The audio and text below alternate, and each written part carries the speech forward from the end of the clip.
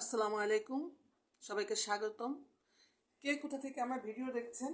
আমি এখন শুরু করছি। আজকে বানাবো আমি রসুনের আচার। রসুনের আচার বানাতে আমার যা যা লাগছে উপকরণগুলো আমি দেখিয়ে দিচ্ছি।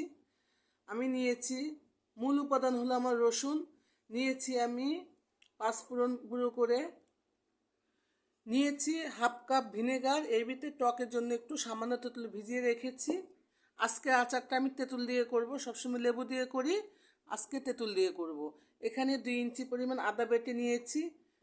এখানে নিয়েছি হলুদের গুঁড়ো 1 চামচ, মরিচের গুঁড়ো 1 চামচ, ধনিয়ার গুঁড়ো 1 চামচ, জিরার গুঁড়ো 1 চামচ। এখানে দিব স্বাদ মতো লবণ। এখানে বাগার দেওয়ার জন্য নিয়েছি 1 চিমটি কালো জিরা, 1 চিমটি মেথি এবং 2টা তেজপাতা। নিয়েছি কয়েকটা শুকনা মরিচ আচারের সাথে ভাজার জন্য। এখানে নিয়েছি সরিষার তেল, তেলটা যতটুকু লাগে, আমি হাফ কেজি নিয়েছি। আর নিয়েছি রসুন, নিয়েছি আমি এখানে 200 গ্রাম। তাহলে চলুন আচারটা প্রসেসিং শুরু করে দিই। এখন আমি তেলটা ঢেলে দিচ্ছি। তেলটা ভালো করে গরম হোক। আপনাদের সবার কাছে আমার একটাই অনুরোধ থাকবে, আপনারা আমার ভিডিওটা স্কিপ না করে পুরোপুরি দেখবেন, স্টেপ বাই স্টেপ বুঝতে পারবেন। আর যদি আপনাদের কাছে আমার ভিডিওটা ভালো লাগে তাহলে আপনাদের কাছে আমার অনুরোধ রইল, আমাকে একটা সাবস্ক্রাইব করে দিবেন। এখন দিয়ে দিচ্ছি কালো জিরা, মেথি, তেজপাতা। দিয়ে দিচ্ছি আদা বাটা।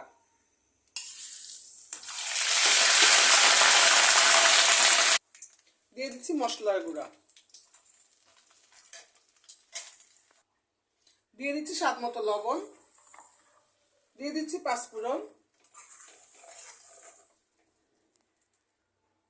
এখন দিয়ে দিলাম একটু তেঁতুল আর ভিনেগারের পানিটা। তেলটা আমি 5 মিনিট ঠান্ডা করে নিয়েছি। এখন দিয়ে দিব রসুনগুলো।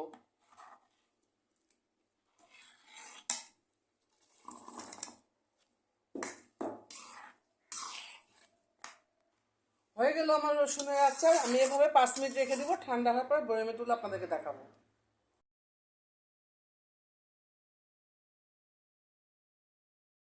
আমি আজকে বানাবো মরিচের আচার। তেলটাকে ভালো করে ফুটিয়ে নিয়েছি।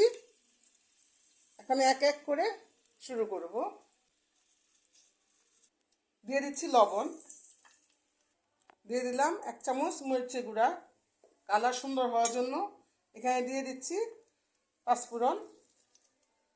দিয়ে দিচ্ছি রসুন। এখানে আমি 200 গ্রাম কাঁচামরিচকে সুন্দর করে ধুয়ে শুকিয়ে ভালো করে ন্যাকড়া দিয়ে মুছে শুকিয়ে মাঝখান দিয়ে ফেলে নিয়েছি। এখন 200 গ্রাম মরিচের জন্য আমি 100 গ্রাম রসুন দিয়েছি। মরিচের আচার যত রসুন দেবেন তত খেতে ভালো লাগবে। মশলাটা আমার নিজের হাতে ভাঙানো, আর একটু দিয়ে দিলাম। সারা বছর যেহেতু রাখবো, একটু টক দিয়ে দিলাম লেবুর। 4টা লেবু চিপিয়ে নিয়েছি, একটু টক